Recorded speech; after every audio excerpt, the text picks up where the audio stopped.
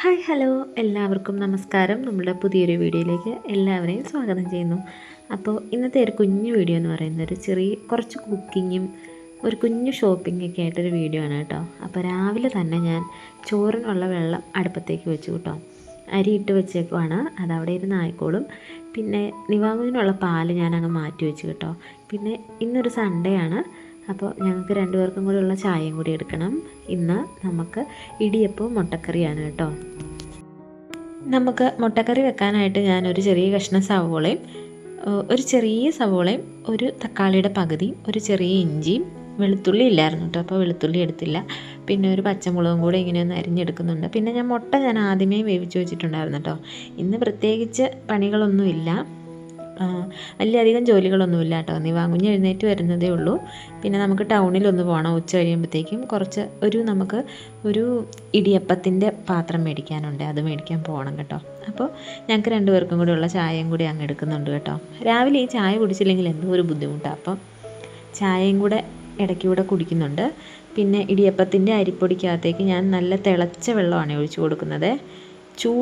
ചെറിയ ചൂടുവെള്ളമല്ല, നല്ലപോലെ തിളച്ച് വരുന്ന വെള്ളമാണ് കേട്ടോ ഒഴിച്ചു കൊടുക്കുന്നത്.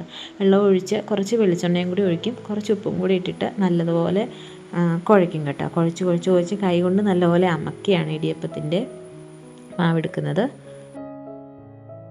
ഉച്ചക്കത്തെ ചോറിനുള്ള കറിയൊക്കെ ഇരിപ്പുണ്ട് കേട്ടോ. ശനിയാഴ്ച രാത്രി അയല മേടിച്ചത് കറി വെച്ചത് ഇരിപ്പുണ്ട്, അതുകൊണ്ട് വേറെ പ്രത്യേകിച്ച് കറിയൊന്നും വെക്കുന്നില്ല. പിന്നെ എന്തോ തോരനൊക്കെ ഇരിപ്പുണ്ട് കേട്ടോ. പിന്നെ ഞാനിതുപോലെ ഒരു സ്പാച്ചുല വെച്ചാണ് ഇങ്ങനെ ഇടിയപ്പത്തിനൊക്കെ കുഴയ്ക്കുന്നത്.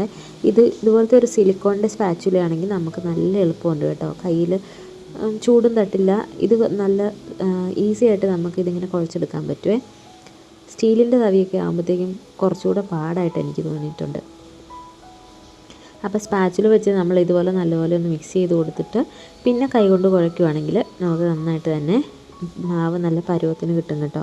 അപ്പോൾ ഞാൻ ഇതുപോലെ നല്ലപോലെ കുഴച്ചെടുത്തിട്ട് നല്ല പാകത്തിനായിട്ടുണ്ട് കേട്ടോ നമ്മുടെ ഇടിയപ്പത്തിൻ്റെ മാവ്. ഇനി നമുക്ക് ഇടിയപ്പത്തിൻ്റെ കുറച്ച് നേരം ഒന്ന് അടച്ചും കൂടെ വെക്കണം കേട്ടോ. അപ്പോൾ നല്ല സോഫ്റ്റായിട്ട് കിട്ടുമേ.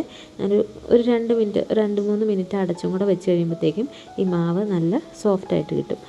അപ്പോൾ ഇനി നമുക്കിതൊന്ന് ഞായറാഴ്ച പിന്നെ കുഞ്ഞിന് അംഗൻവാടി പോകണ്ടാത്തത് കാരണം കിടന്ന് കുറച്ച് ഉറങ്ങിക്കോട്ടെ എന്ന് ഞാൻ വിചാരിച്ചു കേട്ടോ. അപ്പം പയ്യെ എഴുന്നേറ്റ് വരുന്നതേ ഉള്ളൂ. അപ്പോഴേക്കും നമുക്ക് കാപ്പിയൊക്കെ റെഡിയാക്കാമെന്ന് വിചാരിച്ചു. ഞങ്ങളും കുറച്ച് താമസിച്ചായിരുന്നു കേട്ടോ ഇന്ന് എണീറ്റത്. പിന്നെ ഈ ഇടിയപ്പത്തിന് പീച്ചാൻ തുടങ്ങിയപ്പോഴത്തേക്ക് എൻ്റെ കൈ നല്ലതുപോലെ വേദന എടുക്കാൻ തുടങ്ങി കേട്ടോ. കാരണം ഇത് പുതിയ അച്ചാണ്, അത് കാരണം ഭയങ്കര പിടുത്തം ഉണ്ടായിരുന്നു കേട്ടോ അതിന്. അപ്പം അച്ഛ വന്നിട്ട് ഇടിയപ്പത്തിന് പീച്ചി തരുന്നുണ്ട്. പിന്നെ മുട്ട അവിടെ വെന്ത് വരുന്നുണ്ട്. അപ്പോൾ നമുക്ക് മുട്ടക്കറിയും വെക്കണം. മഴയൊക്കെ തോർന്ന് ഇന്ന് ഒരു ചെറിയ വെയിലുള്ള ദിവസമാണ് കേട്ടോ. അപ്പോൾ വെയിലത്ത് തെളിയുമ്പോൾ തന്നെ തുണിയൊന്നെടുത്ത് വിരിച്ചിട്ടേക്കാമെന്ന് വിചാരിച്ചിട്ടാണ്. അപ്പം നമുക്ക് കാപ്പി കൂടിയൊക്കെ കഴിഞ്ഞിട്ട് തുണി വിരിച്ചിട്ടേച്ച് വേണം കേട്ടോ പോകാനായിട്ട്. പിന്നെ നമ്മുടെ വീടിൻ്റെ അടുക്കളയുടെ പുറകുവശത്തായിട്ട് തന്നെ ഒരു തോടൊഴുകുന്നുണ്ടെന്ന് ഞാൻ വീഡിയോയിലൊക്കെ കാണിച്ചിട്ടില്ലേ. അപ്പോൾ അവിടെ തൊട്ടടുത്തായിട്ട് കടവുണ്ട് കേട്ടോ. അപ്പോൾ ഇടിയപ്പമൊക്കെ നല്ലപോലെ വെന്ത് വന്നിട്ടുണ്ട്. പിന്നെ നിവാങ്ങുഞ്ഞിന് വേണ്ടിയിട്ട് 2 കൊഴുക്കട്ടയും കൂടെ ഇടിയപ്പത്തിൻ്റെ കൂടെ വെച്ചിട്ടുണ്ടായിരുന്നു കേട്ടോ, വൈകുന്നേരം അവന് കൊടുക്കാനായിട്ട്. ഇടിയപ്പം വെന്ത് വന്നിട്ടുണ്ട്, മുട്ടക്കറിയും റെഡി ആയിട്ടുണ്ട് കേട്ടോ. പിന്നെ ഞങ്ങൾ കാപ്പി കൂടിയൊക്കെ കഴിഞ്ഞിട്ട് കുറച്ച് പാത്രങ്ങൾ കഴുകാനുണ്ടായിരുന്നു കേട്ടോ. ഇടിയപ്പത്തിൻ്റെ അച്ചും അങ്ങനെ കുറച്ചൊക്കെ പാത്രങ്ങൾ കഴുകാനുണ്ടായിരുന്നു. അത് ഞാനങ്ങ് കൈയോടെ കഴുകി വെച്ചു. പിന്നെ എനിക്ക് പഴയ ഒരു ചോപ്പർ ഉണ്ടായിരുന്നു കേട്ടോ, മീഷോയിൽ നിന്ന് പണ്ട് വാങ്ങിച്ചാണേ. അപ്പോൾ അതിൻ്റെ ബ്ലേഡിൻ്റെ മൂർച്ച ഇപ്പോൾ പോയി, തീരെയില്ല. ഞാൻ എടുത്ത് വെച്ചിരിക്കുമായിരുന്നു കാര്യം പറഞ്ഞാൽ. പക്ഷേ ഇന്ന് കഴിഞ്ഞ ദിവസം എടുത്ത് നോക്കിയപ്പോഴത്തേക്കും പിടിച്ച് നാശമായി പോയിട്ടോ. അപ്പോൾ ഞാൻ ആ ചോപ്പറിൻ്റെ ആ ബൗളില്ലേ, അത് ഇവിടെ സിങ്കിൻ്റെ സൈഡിൽ വേസ്റ്റൊക്കെ ഇടാനായിട്ട് വെച്ചു കേട്ടോ. അപ്പോഴേക്കും നിവാങ്കുഞ്ഞ് എഴുന്നേറ്റ് വന്നിട്ടുണ്ടായിരുന്നു. പിന്നെ ഞാൻ മുട്ടക്കറിക്ക് പെട്ടെന്ന് തന്നെ മസാലയൊക്കെ ഇട്ട് കുറച്ച് ചിക്കൻ മസാല മാത്രമാണ് കേട്ടോ ഇടുന്നുള്ളൂ. പിന്നെ കുറച്ച് മഞ്ഞൾപ്പൊടിയും കൂടി ഇട്ടു, അത്രയും മാത്രം ഇട്ടിട്ട് പെട്ടെന്ന് തന്നെ ചുമ്മാ ഒരു റോസ്റ്റ് പോലെ ആക്കി എടുത്തു കേട്ടോ. നമുക്ക് പിന്നെ തൊടുപുഴയ്ക്ക് പോകണമല്ലോ നമ്മൾ ഇഡലിപ്പാത്രം മേടിക്കാനായിട്ട്. അപ്പോൾ പെട്ടെന്ന് തന്നെ ആ മുട്ടക്കറി അങ്ങ് റെഡിയാക്കി ഒരു ചെറിയ റോസ്റ്റ് പോലെ ആക്കി എടുത്തിട്ട് ഞങ്ങൾ കാപ്പി കുടിക്കാനിരുന്നു കേട്ടോ.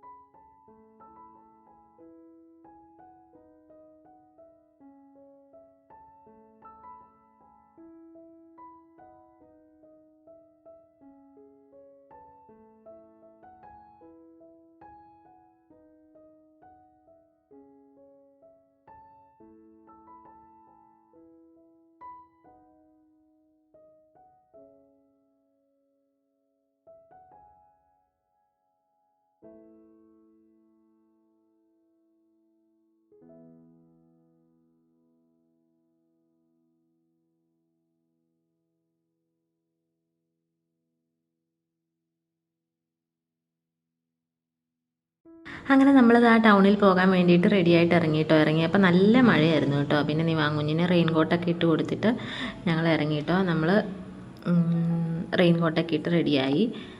പിന്നെ ഞങ്ങൾക്ക് ബാങ്കിലൊക്കെ ഒന്ന് കയറണമായിരുന്നു. അപ്പോൾ ബാങ്കിലൊക്കെ കയറി എല്ലാ കാര്യമൊക്കെ കഴിഞ്ഞിട്ട് തൊടുപുഴയ്ക്ക് പോവുകയാണ്. അപ്പോൾ ഇതാണ് ഞാൻ പഠിച്ച കോളേജ് കേട്ടോ, ന്യൂമാൻ കോളേജ്. കാര്യം പറഞ്ഞാൽ അതിൻ്റെ ഫ്രണ്ട് ഗേറ്റിൻ്റെ വീഡിയോ എനിക്ക് എടുക്കാൻ പറ്റിയില്ല. പിന്നെ നമ്മൾ ഇഡ്ഡലിപ്പാത്രമൊക്കെ മേടിക്കാനുള്ള കടയിലെത്തി കേട്ടോ. തൊടുപുഴ പട്ടരുമഠത്തിലാണ് ഞങ്ങൾ പോയത്. പക്ഷേ കുറച്ച് വില കൂടുതലായിട്ട് എനിക്ക് തോന്നി എല്ലാ സാധനങ്ങൾക്കും. പക്ഷേ ക്വാളിറ്റി നല്ല അടിപൊളി ക്വാളിറ്റി ആയിരുന്നു കേട്ടോ. ഇഡ്ഡലി പാത്രത്തിൻ്റെയൊക്കെ ആണെങ്കിലും പിന്നെ ഒരു ചെറിയൊരു തവിയും കൂടെ വാങ്ങിയായിരുന്നു കേട്ടോ. അപ്പോൾ ഇന്നത്തെ വിശേഷങ്ങളൊക്കെ ഇത്രയേ ഉള്ളൂ. വീഡിയോ ഇഷ്ടപ്പെട്ടാൽ ചാനൽ സബ്സ്ക്രൈബ് ചെയ്യാൻ മറക്കരുത്. നമുക്ക് പുതിയൊരു വീഡിയോ ആയിട്ട് വീണ്ടും കാണാം. ബൈ.